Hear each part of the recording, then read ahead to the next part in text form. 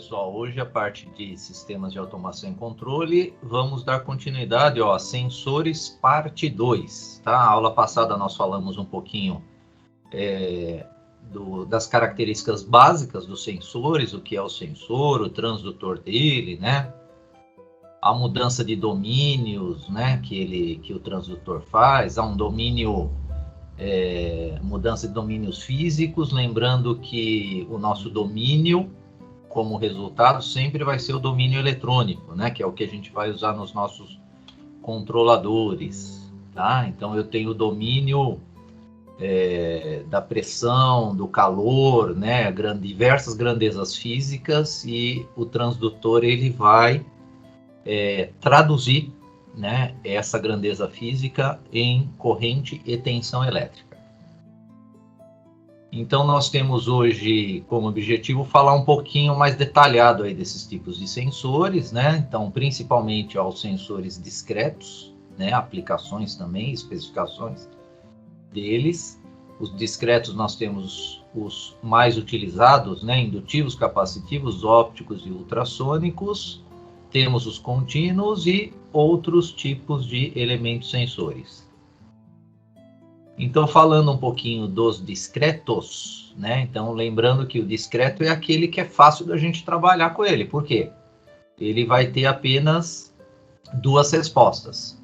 On ou off, ligado ou desligado, 1 ou 0, porta aberta ou porta fechada, presença de luz ou ausência de luz. Então, ele vai trabalhar com dois estados, né? Aí nós temos tipos indutivos. O indutivo, eu tenho uma variação de campo eletromagnético. O capacitivo é a variação do campo elétrico. O óptico é a interrupção de feixe de luz. E os ultrassônicos, a interrupção de onda sonora e a reflexão, né, dessa onda sonora também. Estou falando com um pouquinho mais de detalhe aí os indutivos, né, que trabalham com variação de campo eletromagnético.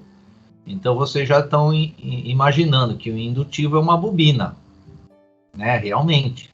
Então, nós temos uma bobina, onde nessa bobina, ó, se eu alimentar ela com uma tensão elétrica, eu vou ter o campo eletromagnético, né? Então, esses sinaizinhos verdes aqui, essas forminhas de onda verde, é o campo eletromagnético. E quando eu pego um metal, que no caso é essa barrinha aqui, e aproximo, né, desse campo, o que vai acontecer? Esse campo eletromagnético, ele vai induzir uma corrente nesse metal. E eu vou ter alteração da intensidade do campo eletromagnético. E essa variação da intensidade do campo magnético, ela pode ser medida. Ela pode ser medida através de um circuitinho eletrônico que está alimentando essa bobina, e eu vou ter uma variação de corrente. E eu vou detectar pela variação de corrente que um metal, que um objeto, né, metálico, se aproximou desse campo eletromagnético. Então eu vou mudar, né, o metal, ele muda a intensidade do campo, e essa intensidade do campo vai ser medida pelo circuito que está alimentando essa bobina. Então vai ter variação de corrente lá, né, quando eu tiver um metal próximo a esse objeto. Então aqui é uma característica não ativado, e aqui seria ativado. Aplicações, né, para esse tipo de sensor. Então, nós temos aqui, ó, mudança de posição em dispositivos de fixação. Né? Então, vai depender. Claro que essa peça aqui embaixo, ó, que está mudando, né, a posição dela, mudando a altura, né, de atuação aqui do campo eletromagnético do sensor, ela é de metal. Né? Então, esse bloquinho verde aqui tem que ser de metal, né? Porque esse tipo de sensor, ele é aplicado para metais, ele consegue detectar metais. Alta frequência de operação, né? Então, aqui ele tem característica de alta exatidão de repetição. Aqui é alta frequência de operação, porque ele pode trabalhar como contador, ó. Então ele está contando aqui dentes, né? Também esses dentes são de metais, né? Então ele está contando esses dentes ou índices, né? Em esteira de transporte rápido. Então eu posso ter uma esteira que eu tenho esses índices aqui metálicos e eu estou contando, né, a frequência de operação desses índices. Ele também, ó, tem aplicação na atuação sem contato físico. Claro, esse sensor ele não tem contato físico, nem pode ter, né? Então ele tem uma certa distância que a gente trabalha com ele. E essa distância, ela é geralmente curta, tá? Então esses sensores indutivos, o alcance dele é coisa de milímetros, 5 milímetros, 10 milímetros, então não são distâncias grandes.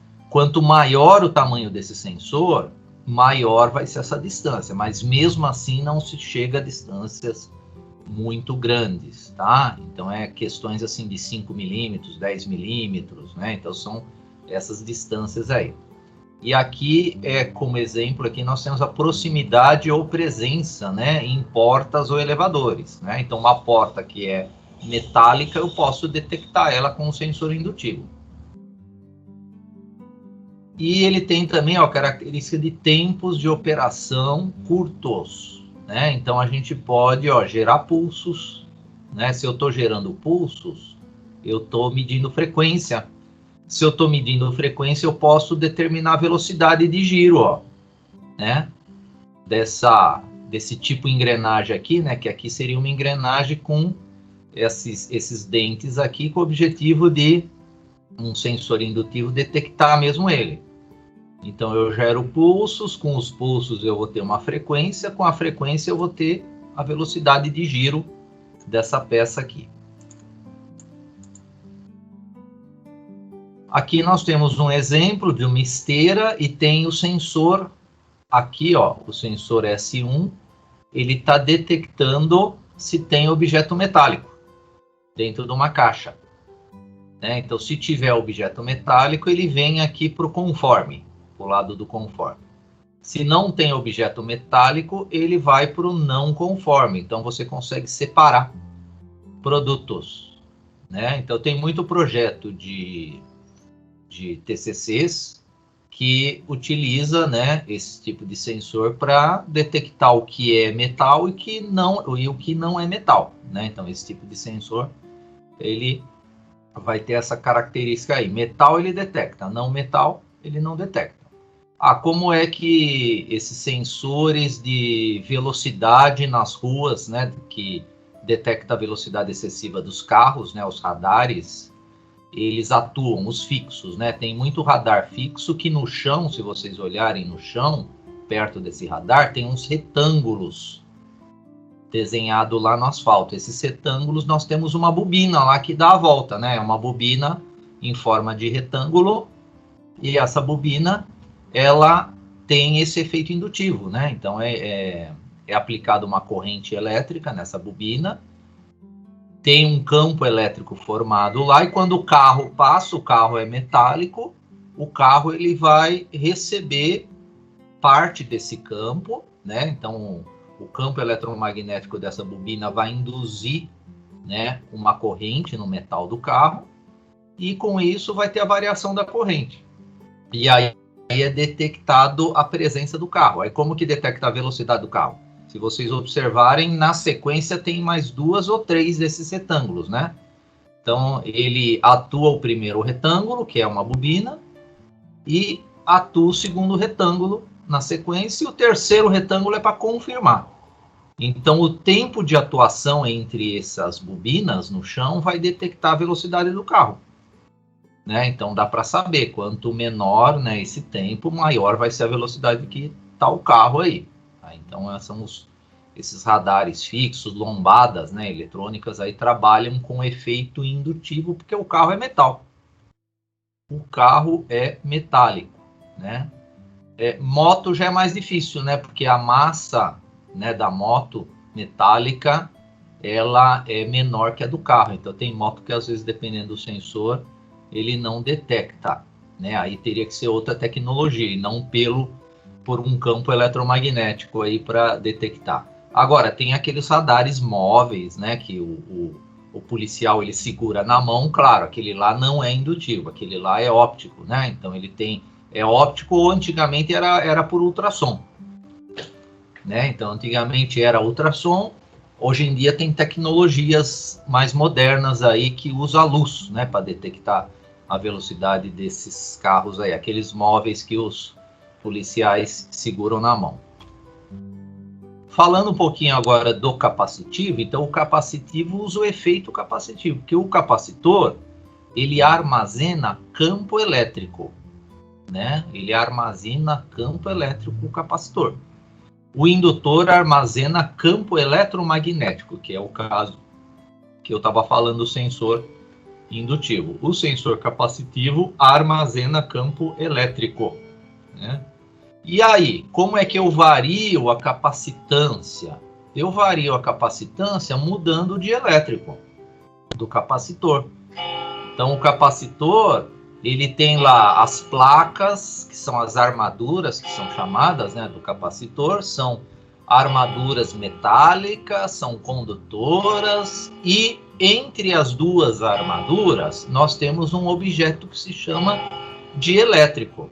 É um objeto isolante, aí pode ser o próprio ar, pode ser papel, pode ser óleo, pode ser um objeto plástico, né? Então é um dielétrico, é um isolante qualquer.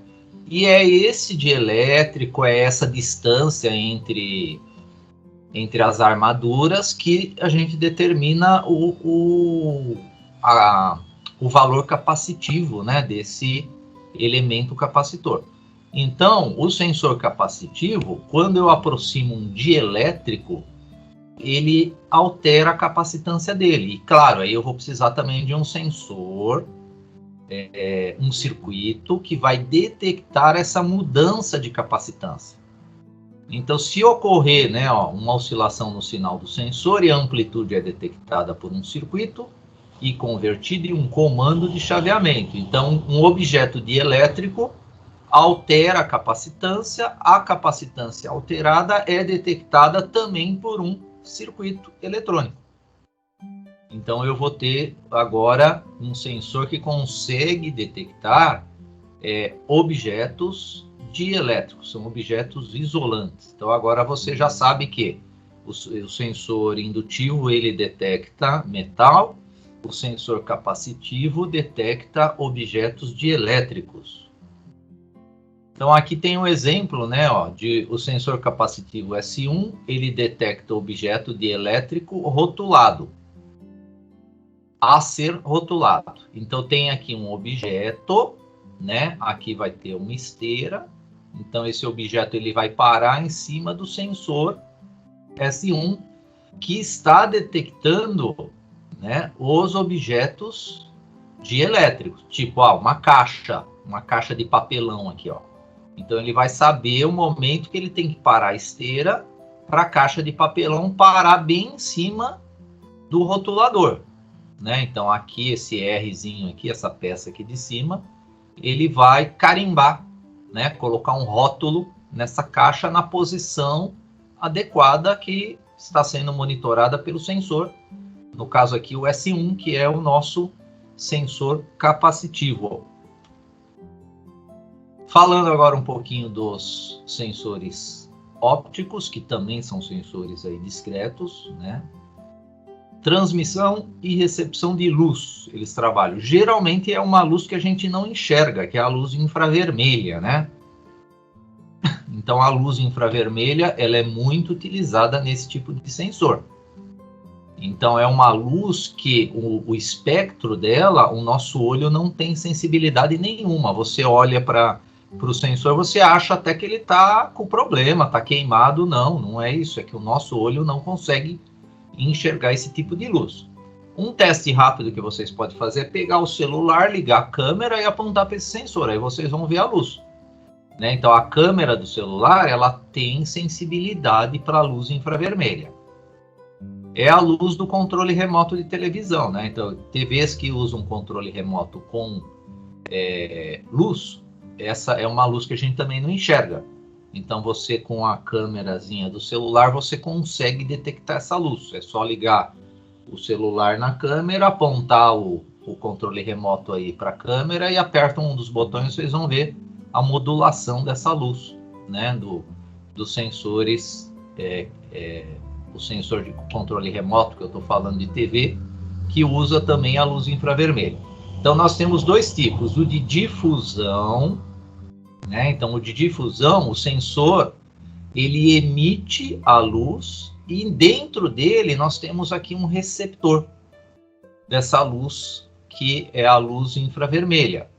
E quando a gente fala de difusão, é que a reflexão é feita pelo próprio objeto que você quer detectar. Então todos os objetos, eles refletem um pouco da luz, né? Menos o objeto que ele tem a cor, né? O preto, né? A cor preta, ela absorve, né, todas as luzes. Agora, sair um pouquinho do preto, eu consigo ter um pouco de reflexão dessas luzes aí, né? Então, quando a gente fala que o sensor óptico é por difusão, significa que quem reflete a luz é o objeto que está sendo detectado. Então, nesse exemplo aqui tem um objeto que foi detectado, então eu tenho parte da incidência de luz infravermelha que bateu nele, ela é refletida, e eu tenho um sensor aqui que é um fototransistor. Então eu tenho um LED que emite a luz infravermelha e eu tenho um receptor de luz que é um transistor que a base dele, ela tem sensibilidade à luz infravermelha, a base desse transistor. Então, lembrando que o transistor tem 3 terminais, né? O coletor, o emissor e a base dos fototransistores, que ela recebe a luz e ele consegue alterar, né? Com a incidência da luz, ele consegue fazer com que esse transistor ele trabalhe na saturação ou no corte, né? No liga e desliga. Então, por difusão, a reflexão é feita pelo próprio objeto. Por quê? Nós temos os tipos reflexivos.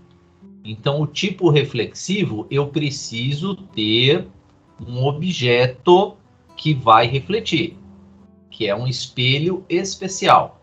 Então, vai ter um espelho que ele tem que ser posicionado numa distância correta, tem que ter uma inclinação correta, né, para o feixe não sair fora da atuação do sensor. Também trabalha com luz, né? Luz vermelha. Esse aqui trabalha com luz vermelha visível, mas tem também os de infravermelho, né? Então tem os de infravermelho também com essa característica de reflexivo. Então a ideia desse sensor é um objeto bloquear, interromper, né, o feixe de luz. Então se tem um objeto que vai interromper o feixe de luz, eu não tenho mais esse retorno da luz aqui como tem, né, como está esse desenho aqui de cima. O desenho de baixo, o objeto, ele praticamente absorveu toda a luz e não está retornando mais nenhuma luz para o sensor. Aí ele consegue detectar. Aqui tem um exemplo, né, desse tipo de sensor, ó. Aqui nós temos o sensor, aqui a parte, o espelho, né, que reflete a luz dele. Então ele está trabalhando aqui como detector de latas que estão passando numa esteira. Aqui nós temos um sistema de barreira de luz direta, né? A diferença é que eu tenho um lado, o sensor emite a luz, e o outro lado é o receptor. Então aqui, essa parte do sensor eu só tenho o LED, e essa segunda parte do sensor eu tenho o fototransistor. E eu tenho LEDs que indicam, né? Esses LEDs eles ficam no sensor, né, no receptor do sensor. Esses LEDs ajudam a você regular esse tipo de sensor, né, porque eles estão dando uma sinalização visual de que o feixe está no sensor ou ele não está, e você precisa fazer a regulagem dele. E esse tipo de barreira de luz direta, né, que eu tenho 2 sensores, que no caso um emite a luz e o outro recebe, separados, eu tenho um objeto que ele vai interromper esse feixe de luz. No caso aqui também tem contagem de garrafas, ó. Então, uma contagenzinha aqui de garrafas que estão passando numa esteira, a garrafa está fazendo a função desse bloqueio, dessa interrupção aqui do raio de luz. A fibra ótica também usa luz, só que com a fibra ótica nós temos a vantagem de fazer curvas aqui, né, para fazer regulagens aqui do sensor. Então eu posso ter um sensor onde eu tenho uma fibra, a fibra trabalha como guia de luz, né? Então ela está levando a luz para caminhos mais difíceis, né, de passar, né? Então eu posso fazer inclusive várias curvas com a fibra ótica. E aí eu faço o ajuste, né? Tanto do lado emissor quanto do lado receptor da fibra. E eu vou ter esse vermelhinho aqui, que é a nosso feixe de luz. Aí se eu tiver, né, alguma barreira aqui que vai cortar esse feixe de luz, o nosso sensor vai detectar. Ele pode ser usado com aquela tecnologia que eu falei de difusão, né? Então, a difusão, eu tenho a reflexão da luz de um determinado objeto. Então, o objeto ele consegue refletir e parte da luz refletida volta para o sensor, para o lado do receptor dele, né? É um sensor só, um lado emite, outro lado recebe essa luz. Então, vamos só ver aqui alguns detalhes. Ó, de acordo com as fibras usadas, podem ser usados como sensor difuso ou sensor de barreira. Esse aqui é barreira e esse aqui de baixo é o difuso. A distância sensora depende da fibra ótica utilizada. Então, fibras óticas de vidro ou de plástico, né? Então, tem tecnologias de construção, né, da fibra ótica, geralmente é de vidro, né? Porque o vidro, eu tenho a propagação da luz numa maior distância com o vidro. O plástico, nós temos mais impurezas, né, nele, que acaba tendo a diminuição, né, da intensidade da luz, né, com o plástico. Aí as impurezas desviam os feixes de luz, né, dentro do plástico. Aplicações, ó, de sensores óticos. Aqui tem a contagem de garrafas por difusão, então é o próprio objeto que vai refletir. Contagem de CIs, né, circuitos integrados, também por difusão, é o próprio objeto que vai refletir. Fim de rolo, né, aqui por reflexão, então eu vou ter uma bobina aqui que geralmente vai ser uma cor branca, né, para gerar uma reflexão boa para o sensor. Quando a bobina estiver acabando, ó, esse feixe de luz vai passar. Passou, não vai ter mais a reflexão. Aí o sensor vai detectar que deu fim de rolo.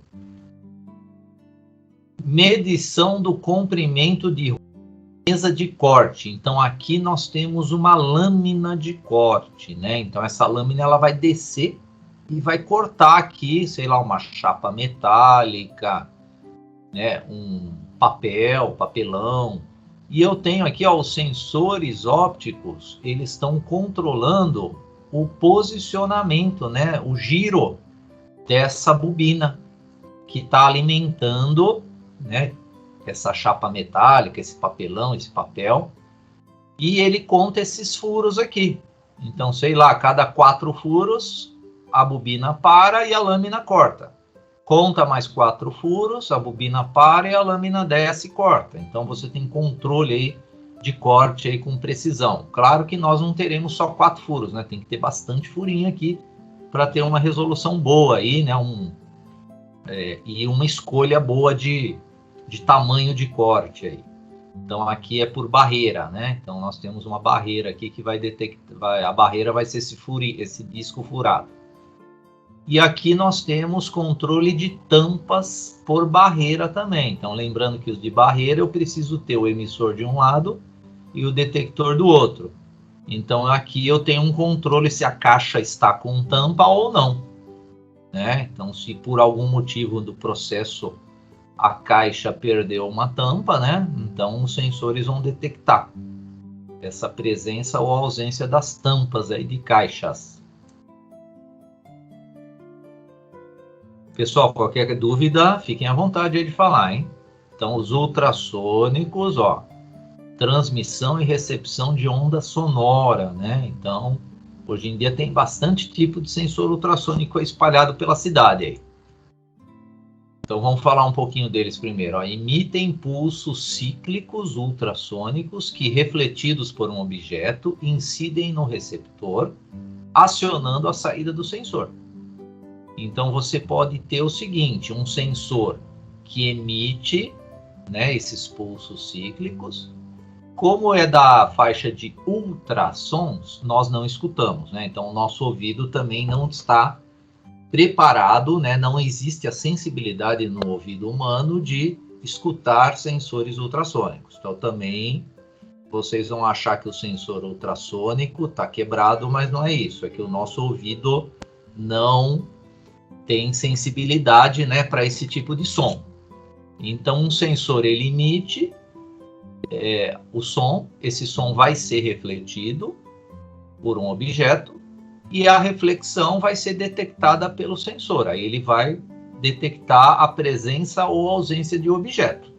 Agora, eu posso fazer o seguinte, eu posso emitir o som e calcular o tempo de retorno, né? Porque a velocidade de propagação do som é conhecida e com a velocidade de propagação a velocidade de propagação do som e o tempo de retorno dele, de ida e volta, eu consigo saber essa distância aqui também.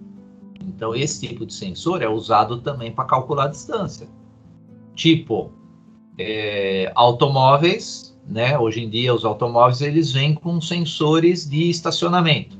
Então, aquele sensor que fica apitando, ou que ele mostra na tela e apita, né, a distância que você está de um objeto, né? Então é usada essa tecnologia.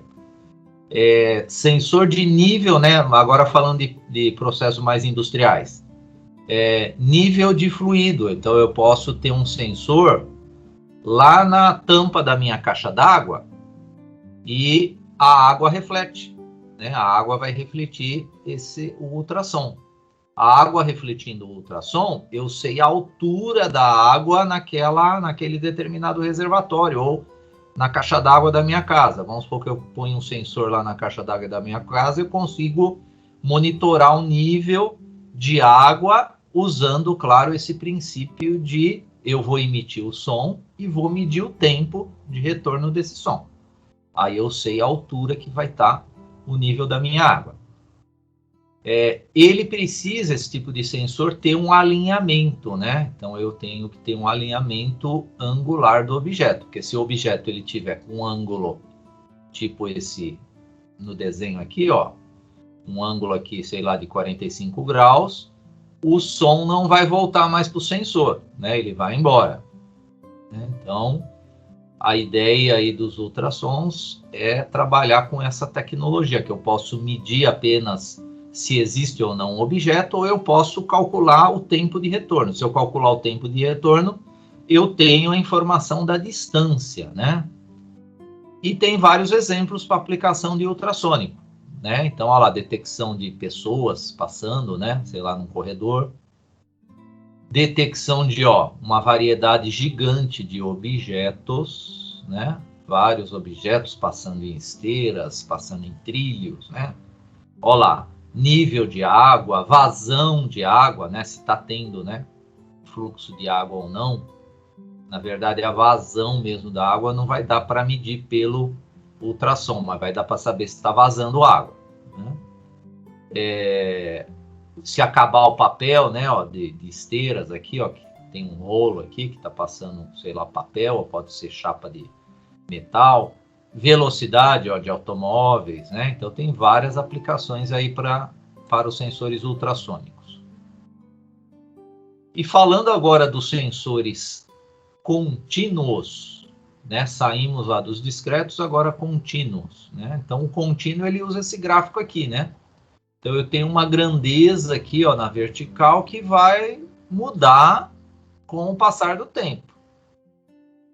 Então eu tenho agora um sinal que está alterando uma grandeza com o passar do tempo. No nosso caso, tensão que gera corrente elétrica. Então, realiza uma medição contínua de alguma grandeza física, fazem a quantificação por meio de monitoramento analógico, fornecem uma saída proporcional ao valor de medida. Então, nós temos aqui alguns sensores contínuos. O primeiro deles é nível por contato de eletrodos. Então, nós temos aqui, ó, duas hastes metálicas. Ó. Tem aqui uma haste metálica, uma segunda haste metálica, né, imersas, ó, no reservatório, separadas uma da outra e ligadas a uma fonte, ó, AC. O nível é monitorado pelo consumo de corrente. Então, olha lá, eu tenho uma fonte que está alimentando essas hastes. Então, a corrente elétrica vem aqui, tem um determinado fluido aqui, que eu vou ter o retorno, né, da corrente por ele. E aqui eu tenho o meu medidor de corrente elétrica. Então, quanto maior o nível, maior a corrente consumida pela fonte. Por quê? Quanto maior esse nível aqui, ó, a resistência vai diminuindo, né? A resistência diminui quanto maior o nível de fluido. Então, vai aumentar a corrente. Então, eu consigo ter medições, né, em reservatórios, né, com esse tipo de medidor por contatos. Né? E ele é o nosso, agora é o nosso sensor de contatos.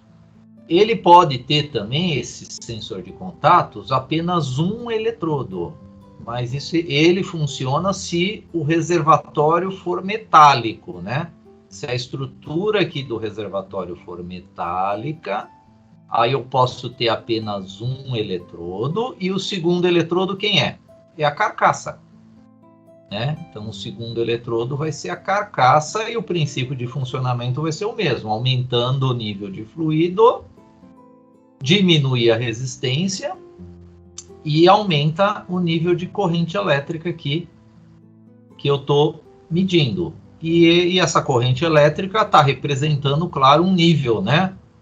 Um nível, né? Uma altura H desse fluido dentro desse reservatório aqui.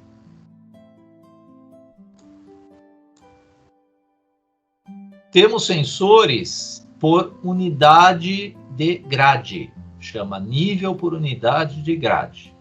Então, olha só, o sensor está aqui, ó.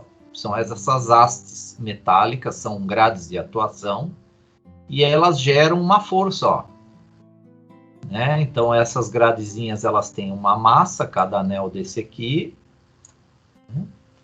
E elas geram uma torção nesse braço aqui de alavanca. Né? Então, esse braço de alavanca gera uma torção, e essa torção ela pode ser medida pelo giro aqui desse eixo, né? Esse eixo vai ter um torque. Então, esse tipo de sensor é usado, ó, para sólidos. Né? Então, você vai ter algo sólido aqui, que esses discos vão se apoiar nesse sólido aqui. Então, se aumentar o nível de sólido, essa força diminui, diminuindo a torção, né, desse eixo aqui. Diminuiu a torção do eixo, eu consigo monitorar através desses furinhos aqui o torque dele. Né, esse peso aqui. Então, é usado para sólidos, isso aqui. Geralmente silos, né, com grãos, né, então, ou seja, tudo que é sólido que você quer medir essa altura, né, da quantidade desse sólido, você vai ter que ter um tipo de sensor desse aqui. Continuando a falar do nosso nível por unidade de grade, ó, anéis metálicos ligados por hastes formam um dispositivo cilíndrico vertical chamado de grade de atuação. Então, aqui está a nossa grade de atuação. As forças peso, ó, dos anéis fazem com que a grade de atuação seja expandida e exerça uma força resultante nessa alavanca. Quando a grade encontra-se toda expandida, eu vou ter o maior peso, a força vai ser máxima, e é o momento de torção máxima. Ou seja, quando o nível do sólido está aqui embaixo, né? Não está atuando ainda nos nossos anéis. Aí seria o momento máximo de torção que nós teremos. Conforme o nível de sólidos aumenta no recipiente, os anéis metálicos da grade passam a repousar sobre o sólido, diminuindo assim a força peso atuante nessa alavanca. Então o sólido ele vai segurando, né, esses anéis. Aí vai diminuindo, né, a força peso. Algumas características desse tipo de sensor, ó, eles trabalham em temperaturas de até 960 graus e pressões bem mais altas, né, 130 atm. É indicado para nível de sólido granular, geralmente é usado em silos. Unidade de cozimento por contato contínuo, que também é sólido. E unidade de processamento petroquímico nas etapas de medições sólidas, né, nesse processamento aqui petroquímico. Nós podemos utilizar sensores contínuos aí, por capacitância, né? Então eu posso medir o efeito capacitivo também e aproveitar esse efeito capacitivo e conseguir determinar essa altura H de um determinado líquido e de sólidos também. Então olha só, porque o capacitor, ele muda a capacitância dele, conforme eu já passei para vocês esses detalhes lá no nosso sensor capacitivo, alterando o dielétrico dele. Por isso que agora a presença de um sólido também, né, ele vai alterar o dielétrico. O líquido e o sólido alteram os dielétricos de efeitos capacitivos. Então ele funciona como um capacitor, 2 cilindros concêntricos. Então aqui nós temos um exemplo que essa sonda é o nosso capacitor. Então essa sonda é o nosso capacitor e essa altura H de um determinado fluido, ela está fazendo a função do dielétrico. Então eu posso ter um dielétrico baixo, um dielétrico alto, então eu vou ter mudança do efeito capacitivo dessa sonda aqui. E essa mudança, claro, ela vai ser detectada por um circuitinho, né? Geralmente esse circuito tem que ter um amplificador de sinal, porque a mudança do efeito capacitivo gera um sinal que é muito pequeno, né? Então precisa aqui do nosso amplificador. E aí eu posso ter um circuito que converte essa informação em uma leitura digital, né? Posso ter uma leiturazinha aqui digital e que vai me indicar, no caso aqui desse exemplo, essa altura H aí, ou o volume que nós temos aqui nesse compartimento aqui, nesse reservatório. Aumentando o nível, aumenta o valor da capacitância, o dielétrico é o líquido ou sólido a ser medido. Podemos medir, com sinais contínuos, a pressão, né? Então, os sensores contínuos, né, a pressão. Então, ela é utilizada a pressão exercida pela altura de coluna de líquido. Então, geralmente eu tenho um reservatório e o líquido, em função dessa altura H, pelo teorema de Stevin, eu tenho o valor da pressão, que é a densidade relativa vezes o H, que é a altura. Densidade relativa do líquido vezes H vai me dar a pressão. Aí, como é que eu vou medir essa pressão? Geralmente eu vou ter aqui um diafragma, né? Então tem alguns sensores aí de pressão, tipo HPT100. Então aqui algumas características dele. Então nós temos sinais de saída de 0 a 10 e corrente de 4 a 20. Então o nosso controlador, o nosso CLP, eu vou ligar esse tipo de sensor numa entrada analógica lá do nosso CLP e eu vou monitorar uma tensão. E essa tensão vai representar uma pressão, né? Então vamos supor que 10 volts é 350 bar. 0 volts é 3,5 bar. Então aí eu tenho que saber fazer uma regrinha de 3 aqui. Eu acho uma equaçãozinha bem simples, um fator de multiplicação que vai me dar essa escala aqui, ó, de 3,5 a 350, que é o que eu vou ter que visualizar como resultado na minha tela, no meu, numa IHM, ou através, sei lá, de lâmpadas que vão identificar níveis de pressão, ou simplesmente vai acender uma luz se a pressão estiver muito alta ou se estiver muito baixa, né? Então, ele tem característica de calibração em qualquer unidade, porque aí eu vou monitorar esse valor aqui de tensão. Aí a unidade que eu vou usar vai depender da lógica que eu vou programar ele. Então, trabalha com pressões a níveis de 3,5 a 350 bar, alta confiabilidade, fácil instalação, montagem compacta. Temos aqui como exemplo também o TM25, que aí o que muda ele chega, ó, de 0 a 1000 bar, né?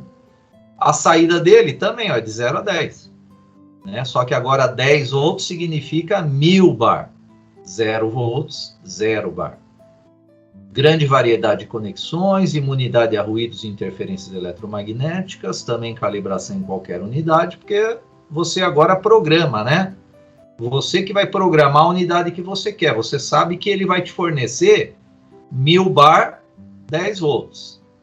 0 bar, 0 volts. Aí você que vai montar a unidade de visualização que você vai querer. Termorresistência. Né? Então eu vou ter agora a variação da resistividade elétrica de um material em função da temperatura. Isso aí, pessoal, é a segunda lei de Ohm. Confeccionados com fios altamente purificados de platina, níquel ou cobre.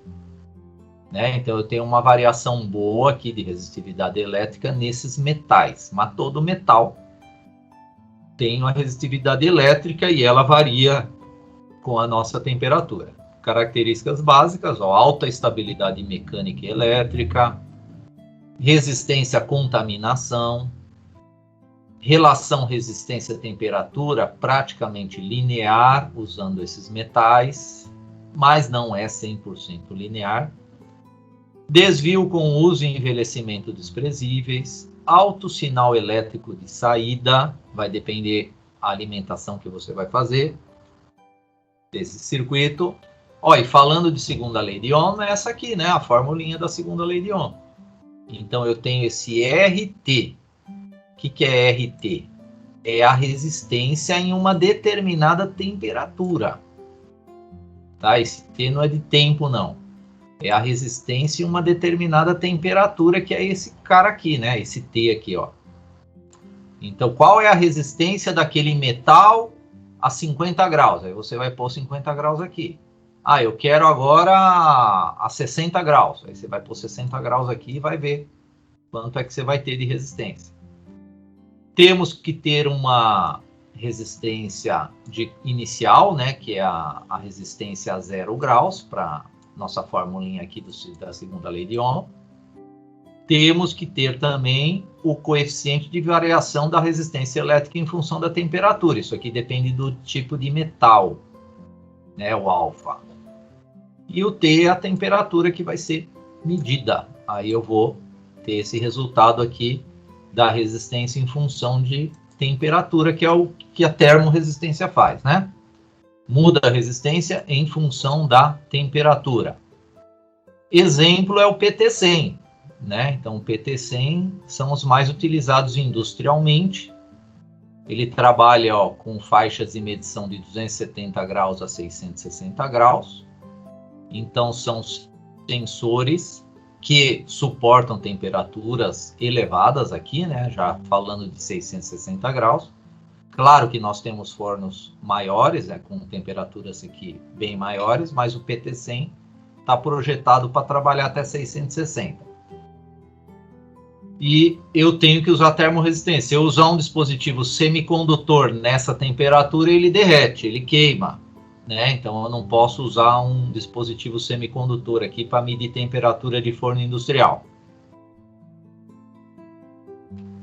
Algumas considerações sobre tudo isso que nós falamos de sensores, né? Então, há uma variedade muito grande de sensores disponíveis no mercado. Cada classe de sensores caracteriza-se por propriedades que o qualificam ou não para uma determinada aplicação. É preciso avaliar as condições de trabalho, meio, fixação, interferências, enfim, todos os fatores que vão influenciar no funcionamento e resposta do sensor, para que o dispositivo exerça com eficiência sua função no sistema e não tenha sua vida útil comprometida. Então, são considerações gerais aí a nível de todas aí as tecnologias, né, de sensores. Todas essas tecnologias se aplicam aos nossos controladores lógicos programáveis, né? Vocês viram que todos esses sensores, eu tenho como resultado do transdutor dele um nível de tensão, um nível de corrente, e é isso que interessa para a gente operacionalizar esse sensor nos nossos controladores. E vamos agora falar um pouquinho de outros tipos de elementos sensores, que também são baseados com todos que nós já vimos até o momento. Então, nós temos aqui, ó, sensores do tipo linear, onde eu tenho a variação do elemento resistivo ou indutivo, né? Então, eu tenho aqui, ó, um resistor e um eixo aqui, que é o ponto C, que ele está variando, né, a posição em cima do resistor AB. Então, consigo ter, em função de deslocamento, né, desse eixo C aqui, se ele estiver deslocando aqui para a direita, né, ou para a esquerda, eu consigo ter, em função do deslocamento, alterar a resistência dele.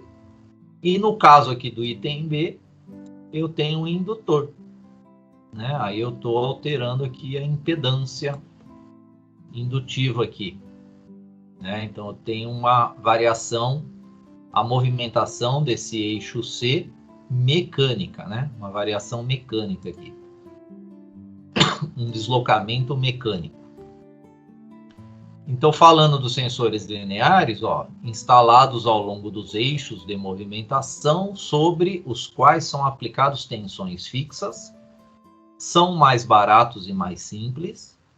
Devido à presença de contatos elétricos móveis, a vida útil desses sensores é curta, né? Então, você tem lá um contato que está andando, né, em cima, né, de um outro contato para mudar a característica resistiva ou indutiva. Claro que a vida útil não vai ser longa desse tipo de sensor. Então, não superior a 1 milhão de operações. Então, uma estimativa aqui, né, de operação. A precisão nas medidas é pequena, porque você tem um contato, né, a resolução é baixa, né, sendo ainda sujeita a erros causados por ruídos induzidos. Então, esse contato, ele vai gerar um ruído, né? Esse ruído vai ser um liga e desliga, uma alteração de resistência conforme você está andando lá em cima daquele contato. Uma simples poeira, sujeira, desgaste do metal vai causar ruído. Então, dependendo da aplicação, não vai dar para a gente utilizar esse tipo de sensor linear. Nós temos também como linear os óticos, né? Aí os óticos, essa parte de ruído nós não teremos, né, nele. Então, consiste na colocação de emissores e receptores de luz na parte móvel e de uma régua graduada, fixa à base do movimento ou vice-versa, que permite a passagem ou a reflexão apenas de feixes seletivos de luz emitidos, e que serão detectados pelos receptores e indicarão a posição da parte móvel em relação à fixa. Então, eu tenho aqui um emissor de luz, né? Eu tenho aqui, ó, os sensores fotoelétricos, são os receptores, e esse azul aqui é uma régua, né? Então, é uma régua que, olha só, é ela que está em movimento, essa régua. E essa régua, ela tem um monte de divisãozinha aqui, ó. Aqui tem uma ampliação, né, das marcas de referência. Então, essas marcas, eu consigo bloquear a passagem de luz com elas. E aí, os sensores fotoelétricos desse lado aqui vão detectar, né, esse movimento né, dessa régua aqui. Então, isso aqui é muito utilizado se vocês já desmontaram uma impressora, essas impressoras já de tinta, que o cabeçote fica indo lá para direita para esquerda, bem rapidamente e com precisão, né, porque ele tem muita precisão no posicionamento. Se vocês olharem, vai ter uma reguinha dessa aqui, ela é fininha, né, às vezes você precisa ter uma lente para visualizar esses detalhes aqui, ó, da régua. E ela passa dentro de um sensorzinho óptico. Então, eu tenho uma precisão muito boa, né, de resolução com esse tipo de tecnologia aí, de régua com um sensor óptico. Então, eles são, ó, mais precisos e vida útil, ó, praticamente infinita se os cuidados, né, básicos forem feitos, né? Então, vida útil praticamente infinita se alguns cuidados elementares forem tomados com relação à sua utilização. Sensores do tipo rotativos, né? Então agora o deslocamento é esse aqui, ó, é um movimento de rotação em um elemento que pode ser resistivo, ou eu posso trocar esse elemento resistivo por um indutivo também, né? Eu teria aqui uma volta aqui de um elemento indutivo. E eu também vou ter o mesmo gráfico, né? O deslocamento em função da resistência ou impedância, né? Então, vou ter aqui valores de resistência ou impedância que vão mudar conforme o deslocamento. Sensores rotativos assemelham-se muito aos lineares, inclusive no que tange ao funcionamento, vida útil e precisão. O que muda é a parte mecânica dele. Os resistores ou indutores apresentam formas circulares e os coletores são fixos ao eixo do motor o qual se aplica. Isso aqui para sensor rotativo. Então, de sensor rotativo, nós temos, ó, o tipo que usa o efeito Hall, que é o efeito magnético. É uma bobina e um ímã. Se vocês montarem uma bobininha e aproximarem um ímã, vocês vão induzir corrente, né, nessa bobina aí. Claro que você tem que ter a variação, né, desse campo magnético. Não adianta só aproximar o ímã e deixar o ímã parado lá. Se deixar o ímã parado, não vai ter geração de corrente. Só vai ter no momento que você aproxima o ímã da bobina e no momento que você afasta o ímã da bobina também. Nesses dois momentos vai ter a indução de corrente. Se você parar, não tem mais. Por isso que a corrente alternada, né? Por isso que a nossa corrente ela é alternada e os nossos geradores eles geram com a corrente alternada. Porque eu tenho que ter essa variação de fluxo, né, eletromagnético. Então, os magnéticos de efeito Hall, então a utilização de um ímã fixo no eixo do rotor e sensores de efeito Hall que detectam a passagem de campo magnético pelos mesmos. Então, eu tenho um ímã fixo aqui, ó, no rotor, ele fica girando e eu tenho os sensores aqui, ó, né? E os sensores são bobinas. Eles detectam a velocidade e posição do eixo em movimento. Então, eu tenho uma bobina aqui a cada 90 graus. Então, nesse exemplo aqui, eu poderia detectar posições aqui de 0, 90, 180, 270, 0 de novo, né? Então, eu posso detectar posicionamento aqui desse eixo. E a atuação de uma bobina a outra também vai me dar velocidade, né? Por isso que é velocidade e posição. Vida útil é longa, robustos e baratos, instalação difícil, né? O que limita a sua aplicação. Possui sérias restrições quanto à temperatura e operação, né? Então, o projeto Baja lá da FATEC, ele usa para medir velocidade, aquele carrinho lá, o Baja, um sensor Hall lá na roda. Né? Então, tem um sensor Hall lá na roda que detecta a velocidade lá que ele está girando a nossa roda.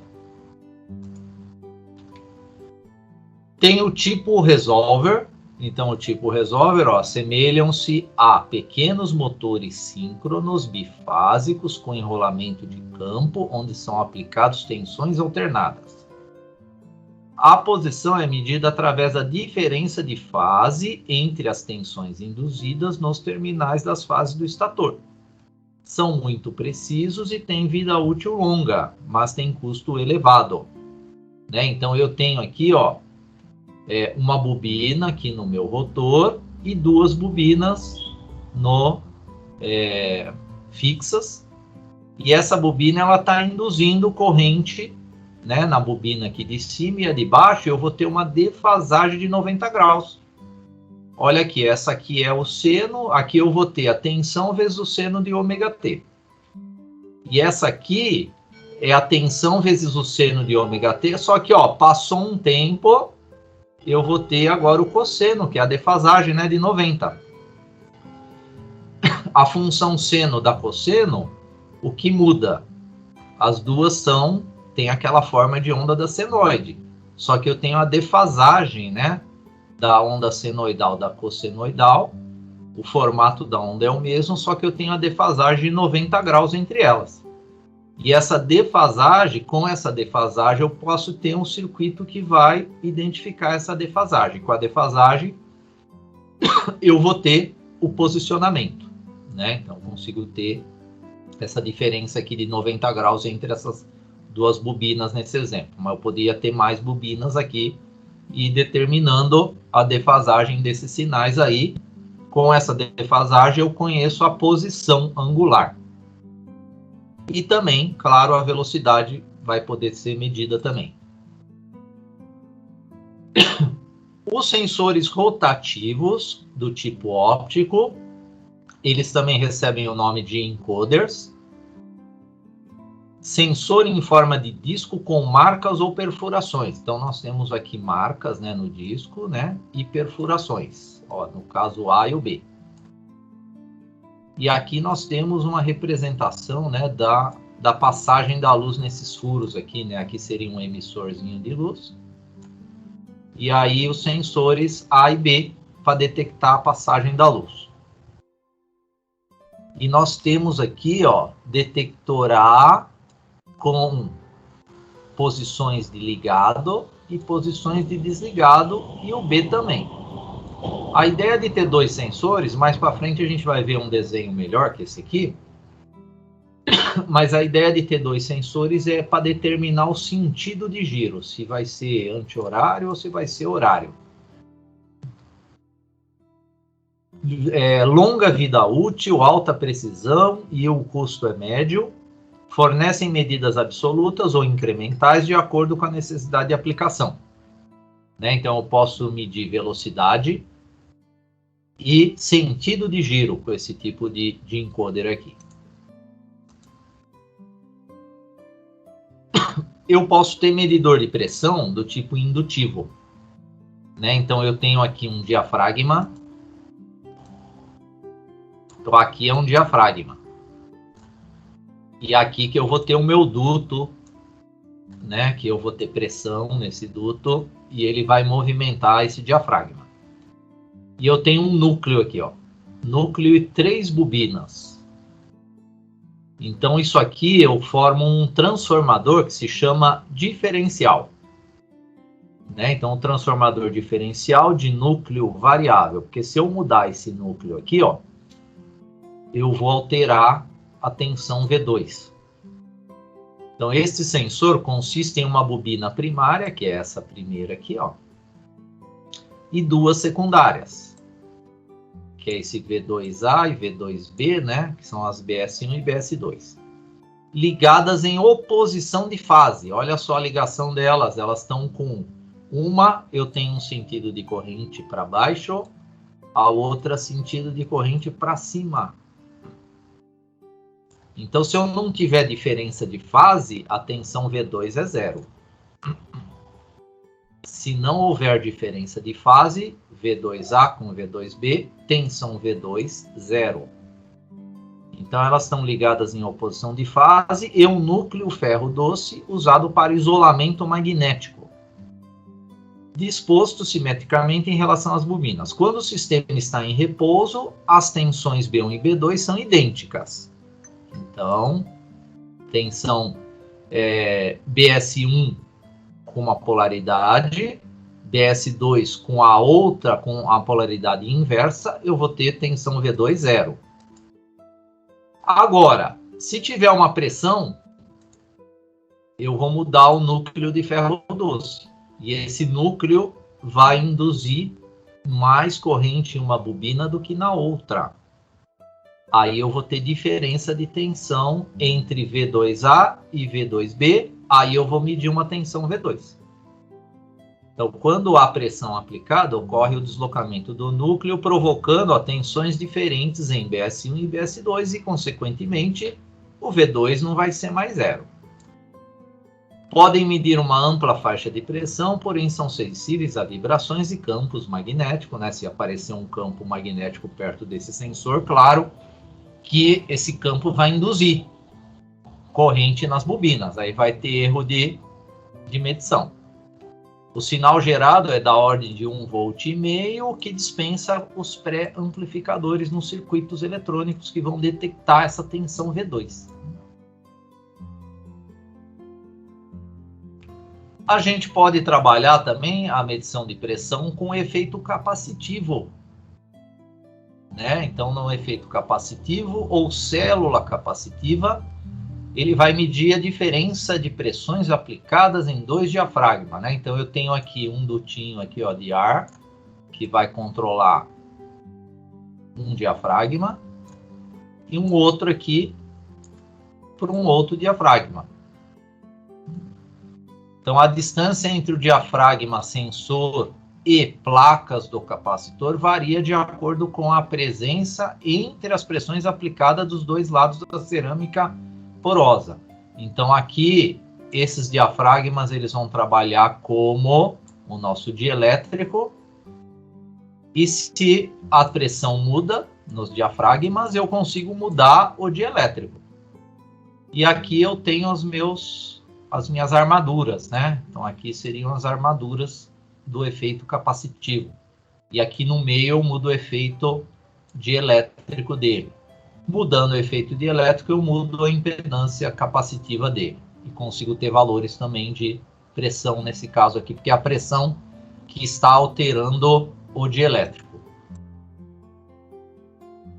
Eu posso medir pressão também com cristais que se chamam piezoelétrico, né? Então, o cristal piezoelétrico, ele tem uma rede cristalina, né? E quando submetidos a esforços mecânicos, eu tenho cargas elétricas.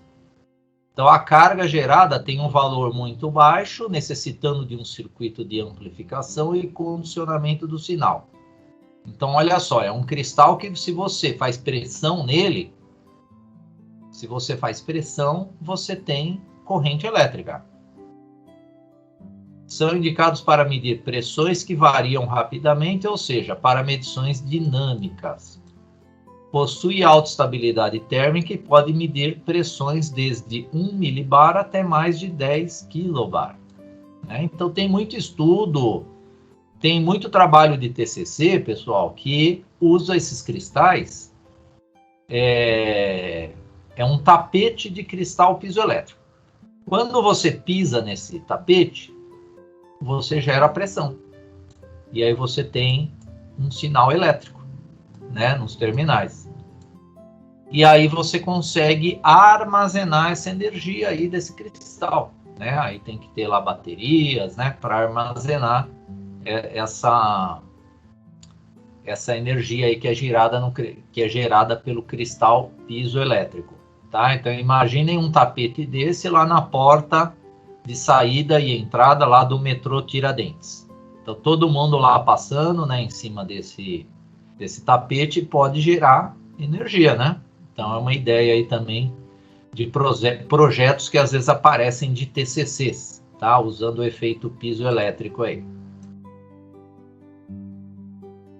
O efeito piezoelétrico também, ele é usado também em impressoras, né? Impressoras da Epson, o jato de tinta, ele é feito pelo efeito piezoelétrico, porque o piezoelétrico, o inverso também ocorre.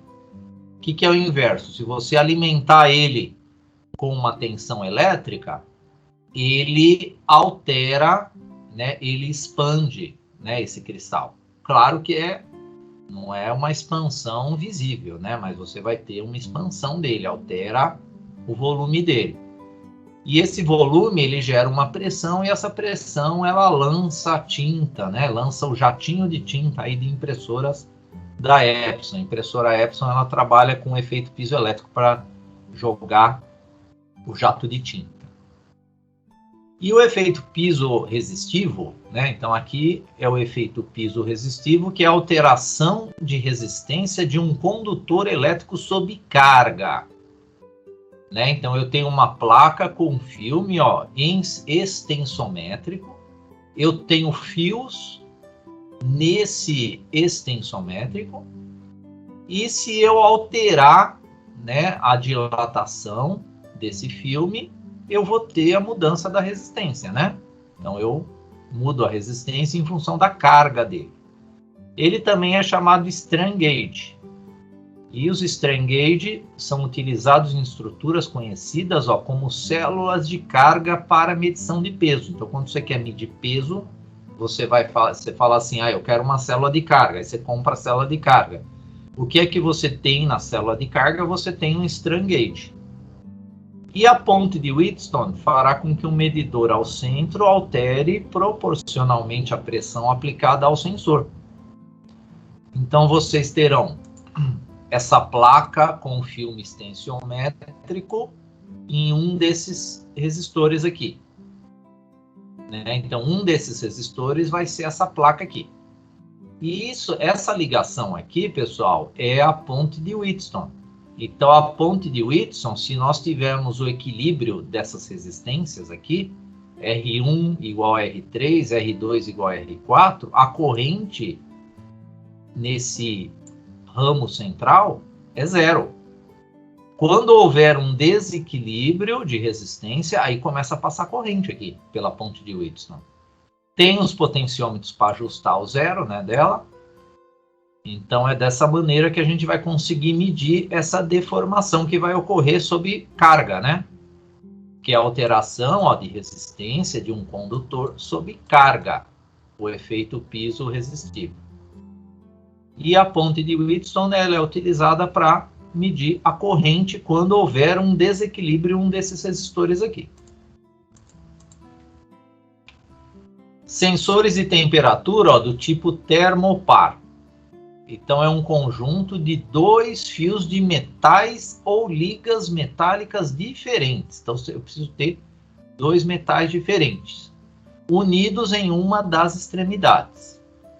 Então, se eu tenho dois metais diferentes, vou unir eles, coloco eles em uma temperatura, eu vou ter uma diferença de potencial, né? É bem pequena, mas vai existir, né? Porque eu estou trabalhando com metais diferentes. O ponto de união dos fios é denominado junta de medida ou junta quente. A outra extremidade é chamado de junta de referência ou junta fria.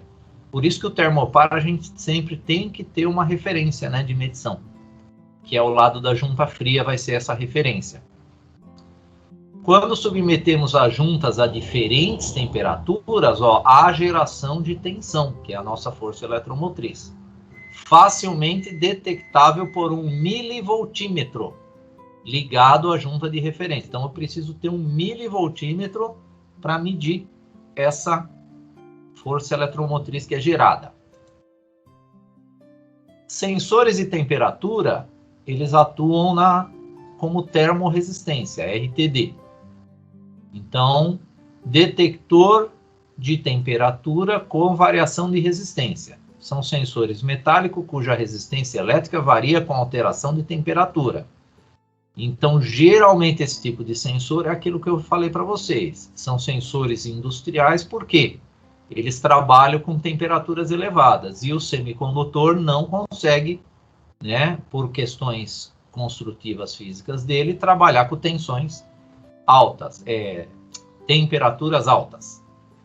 Restrição principal, ó, limite superior de temperatura. Então, o níquel é 300 graus, o cobre é 310, a platina é 630. O PT100, ó, esse 100 é de 100 ohms, né? Então, o PT100 é um sensor de temperatura que a resistência dele a 0 graus é 100 ohms, né? Por isso que ele é chamado de PT100. Continuando sensores de temperatura, temos os termorresistores do tipo PTC e NTC. Né? Então, falando antes dos termistores, olha, eles são óxidos metálicos semicondutores, cuja resistência elétrica varia com a alteração de temperatura. Eles podem ser positivos, que é o P, o PTC, ou seja, a resistência aumenta com a temperatura.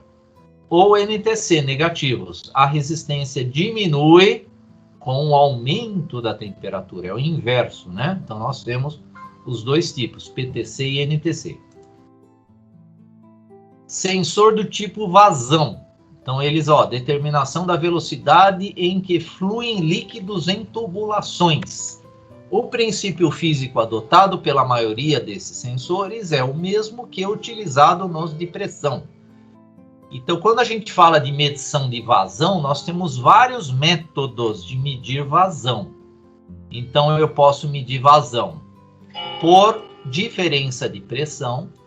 Aí, elementos, nós temos placa de orifício, tubo de Venturi, tubo de Pitot, bocal, orifício integrador. Então, tem vários elementos que conseguem medir a vazão pelo método pressão diferencial.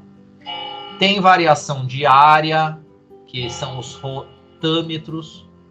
Tem por velocidade, que usa uma turbina, né? Você coloca uma turbininha dentro do duto, né? Que você quer medir a vazão.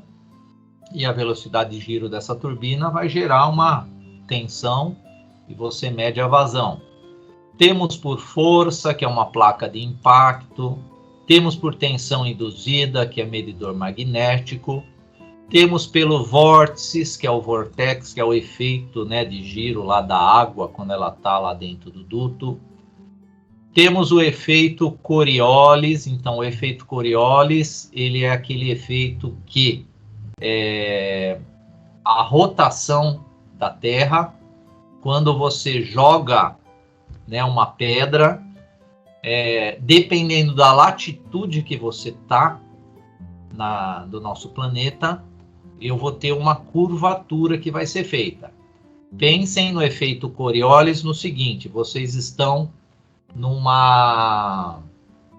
carrossel, o carrossel de parque de diversões. Só que o carrossel, ele não tem os cavalinhos para vocês sentarem. Ele só está girando e você está numa ponta e o seu colega está lá na outra ponta. Então, vocês estão nos extremos do carrossel, né? Vocês estão separados com a distância D de diâmetro. Aí o carrossel começa a girar. E você joga uma bola lá para o seu colega que está do outro lado. Será que essa bola vai em direção ao seu colega? Né? Então, esse é o efeito Coriolis. Depois vocês, quem quiser, pode estudar um pouquinho. Ele é a parte de física, né? Então, mas é um efeito também usado para medição de vazão, né? O efeito Coriolis também é muito discutido aí quanto a quando você tem o redemoinho da água, né? Então, o redemoinho da água, ele gira no sentido horário, gira no sentido anti-horário, né? Então, o efeito Coriolis, ele tem estudos em cima desse giro da água quando ela está entrando no ralo, né? Então, tem também teorias, né, desse giro aí da água quando está entrando no ralo. E tem por ultrassom, né? O ultrassom também a gente pode utilizar, que é o efeito Doppler, né? Então, inclusive, o efeito Doppler é utilizado com ultrassom para medição de fluxo sanguíneo, né, dentro do nosso corpo. Então, com ultrassom eu consigo também determinar vazão, e o efeito Doppler é usado para para detectar a vazão do sangue, né? O fluido no nosso, dentro do corpo humano aí, para saber como está a vazão aí das veias, das artérias, né? Dentro do nosso corpo aí. Sensores de posição, né? Então eu posso usar o potenciômetro para determinar a posição física, né? Então os potenciômetros, ó, retornam posição física de um objeto com respeito a um ponto de referência. A informação é linear ou angular, né? Então eu tenho aqui um eixo e esse eixo está movimentando uma haste de contato em uma resistência metálica aqui, né? Um material qualquer de resistência, geralmente é o carbono, né? Que é usado aqui. E conforme esse eixo gira, eu tenho posicionamentos e variações de resistência. Então eu consigo determinar posição, né? Posição de atuação aí de objetos, né? De eixos. Então aqui eu tenho, ó, como eu tenho um braço aqui, ó, né? Então aqui é o nosso arme, o nosso braço aqui, ele se movimenta e eu coloco um potenciômetro no eixo que esse braço está sendo movimentado por um motor. E eu sei a posição desse braço em função da tensão que eu estou tendo de saída. Ó, 10 volts está representando esse exemplo, 350 graus.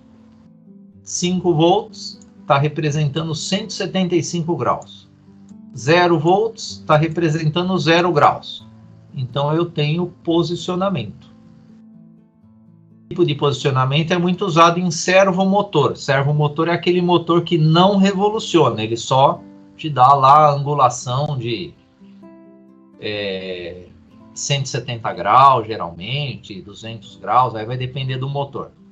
E dentro dele, nós temos um potenciômetro que ele é usado para essa tecnologia de determinar a posição, né? Porque com o potenciômetro eu não consigo ter revolução. Revolução é deixar esse motor girando, né? Eu consigo ter posição, posicionamento angular.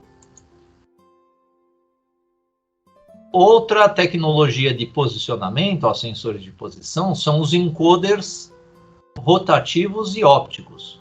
Então eu tenho aqui uma fotocélula e uma fonte de luz, né? Então tem a emissão da luz aqui, né? Aqui vai ter um LED, aqui vai ter um fototransistor. E eu vou ter aqui uma engrenagem com esses dentes que vai bloquear a passagem da luz. Então eu vou ter uma saída digital, que é um liga e desliga, né? Então essa fotocélula vai gerar um liga e desliga, liga e desliga. Esse liga e desliga vai gerar a nossa onda quadrada. Essa nossa onda quadrada são pulsos, aí eu determino frequência com esses pulsos e velocidade. Aqui é o nosso encoder que eu falei para vocês, que eu tenho aqui os sensores, né? No caso aqui, ó, o A, o B, tem um canal I também. Aqui são os fototransistores, então eles estão recebendo a luz de um LED, né? Então o LED aqui está emitindo a luz está passando pelos discos e vindo aqui nos sensores. Aqui nós temos 3 sensores, 3 fototransistores. E esse disco ele gira, claro, né? E cada sensor desse, ó, eu vou ter uma onda quadrada, e só que eu vou ter uma defasagem, né? E essas defasagens eu determino a velocidade, claro, e com a defasagem eu determino o sentido de giro, se ele está girando, né, no sentido horário ou no anti-horário, né? Então a defasagem é para o sentido de giro. O período eu calculo a frequência, né? Com a frequência eu tenho a velocidade de giro desse eixo aqui para os encoders. Nós temos um outro tipo de sensor de velocidade que se chama tacogerador. Opa, o próprio nome está dizendo, né? Gerador. É um gerador CC. Então, se você pegar um motorzinho CC, colocar na ponta de um eixo, a velocidade dele, pela lei de Faraday, vai alterar a tensão que você vai estar medindo nos terminais dele. Né? Então, pegando lá um geradorzinho elétrico, que pode ser um motorzinho CC, né? Todo motor é um gerador. Então, você pega lá o seu geradorzinho elétrico, coloca ele na ponta de um eixo, de um motor, e mede a tensão, né, nos terminais desse gerador. E pela lei de Faraday, você vai ter uma tensão para cada velocidade. Então, ele também é conhecido como transdutor mecânico elétrico linear.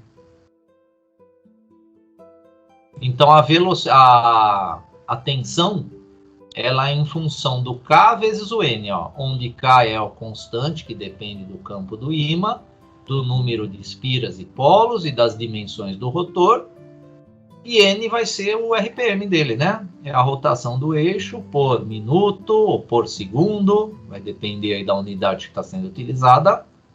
Então, o K vezes N dá a tensão. A tensão que vai estar sendo gerada aqui nesses terminaizinhos aqui, né?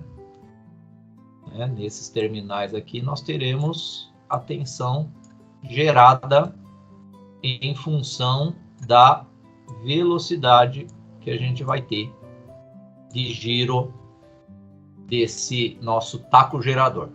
E a polaridade depende do sentido de rotação, né? Porque é um gerador CC. Esse aqui sendo um gerador CC, a polaridade depende do sentido da rotação. Então dá para a gente também determinar o sentido. Eu posso também determinar a velocidade através de tacômetros ópticos, né? Então os tacômetros ópticos, eu tenho aqui um eixo que vai estar girando e eu tenho uma strip nele aqui, que é esse chanfrinho nele aqui, né? É como se fosse um espelho, né?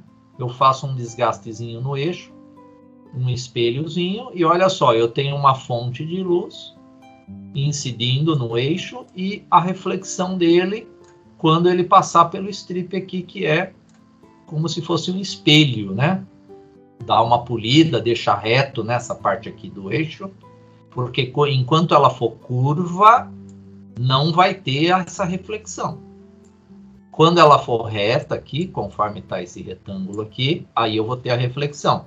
Então, eu consigo também, né, esse nosso fotodetector vai também receber o liga e desliga. Esse liga e desliga vira aquela nossa ondinha quadrada, e a ondinha quadrada eu vou ter a velocidade. Só que aqui eu consigo determinar só a velocidade. O sentido de giro com essa estrutura aqui não dá para detectar o sentido do giro.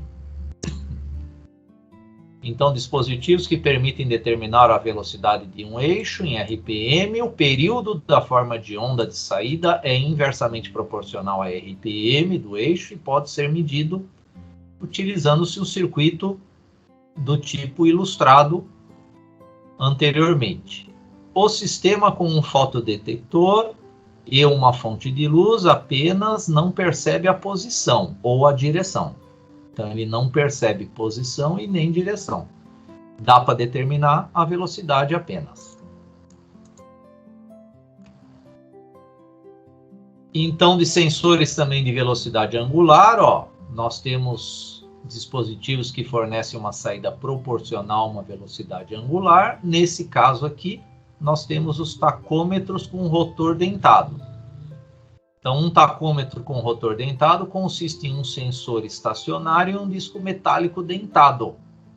Então, eu vou ter aqui uma relutância variável, eu tenho uma bobina aqui, temos corrente elétrica passando nessa bobina.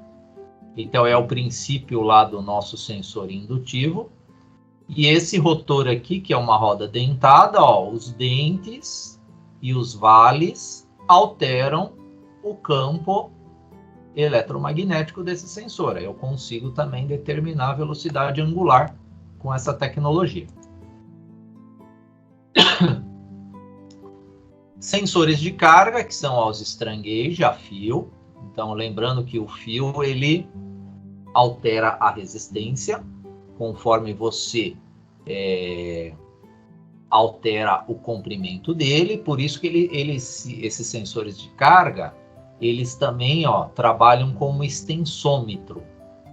Né? Extensômetro é muito utilizado para a gente fazer testes aí, tipo, você pode pôr extensômetro lá no aro da roda do carro. Então, aí você passa aí por buracos, né? Roda bastante com o carro e você consegue medir dilatações no metal da roda. A fuselagem de aviões. Então, o avião ele sofre muita turbulência, né? Então, toda a parte de estrutura metálica, né, do avião, ela é monitorada com os extensômetros. Né? Então, tem muito extensômetro no avião que ele está medindo toda essa dilatação de toda a estrutura do avião. Né? Porque o metal, vocês sabem que ele chega no momento da fadiga, né? Todo metal.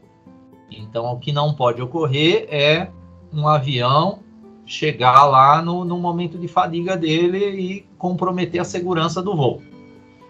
E tem outras aplicações, claro, né? Então, como essa que eu falei de rodas para vocês, né? E o extensômetro, eu vou colocar ele também num circuitinho de ponte de Wheatstone. Né? Então, é esse circuito de ponte de Wheatstone que vai fazer com que a gente tenha um sinal mensurável, né? E esse sinal de tensão, ele está dando como resultado a variação, né, de dilatação de um determinado metal. Então, um strain gauge a fio pode ser usado para medir uma larga faixa de forças de 10 libras a várias toneladas. Consiste num fino fio, 0,001 polegadas, disposto em zigue-zague, algumas vezes cimentado em um fino substrato. Então, esse substrato que ele vai sofrer dilatações, né? Então, vai ser aplicado força nele e eu vou ter variação de resistência com isso. Então, aí surgem os nossos extensômetros. E terminamos essa parte mais específica aí de sensores, pessoal. Até aí alguma dúvida? Tranquilo. Tranquilo? Então, hoje, pessoal, nós temos um laboratório, que é o laboratório 5. Tá? Então, o nosso laboratório 5 hoje envolve o contador. Então, a aula passada, vocês fizeram um projeto de laboratório 4, que envolveu o timer, né? Então, aquela parte de segurança, de prensa hidráulica, lá vocês usaram o timer. Hoje o objetivo é trabalhar com os módulos de contagem de eventos, são os contadores. Tá? Então, contadores são circuitos digitais desenvolvidos com os flip-flops. Então, o flip-flop ele é a base, né, da eletrônica para a gente ter os nossos contadores, que pode ser síncronos, né? Lembra? Síncronos, assíncronos. Tem vários tipos de ligações que a gente pode fazer com os flip-flops e ter contadores. São usados quando se deseja contar o número de vezes que determinado evento ocorre. Por exemplo, peças produzidas, operações realizadas, pessoas passando numa catraca, né, controle de fluxo de pessoas. Aqui as sugestões de ligações físicas no CLP, botão 1, botão 2 e botão 3, usando os endereços IP0, IP1 e IP2, lâmpada 1 e lâmpada 2, usando as saídas OP0 e OP1. E nós temos aqui dois projetinhos. O primeiro tem a seguinte descrição: deseja-se ligar uma lâmpada OP1 após um botão 1, que é o endereço IP0, ser acionado 5 vezes. Outro botão B3 apaga a lâmpada, se ela estiver acesa, e reinicia a contagem. Esse aqui é mais para vocês treinarem, né, o contador. É até um exemplo que eu acho que eu passei para vocês aqui com o uso de contadores.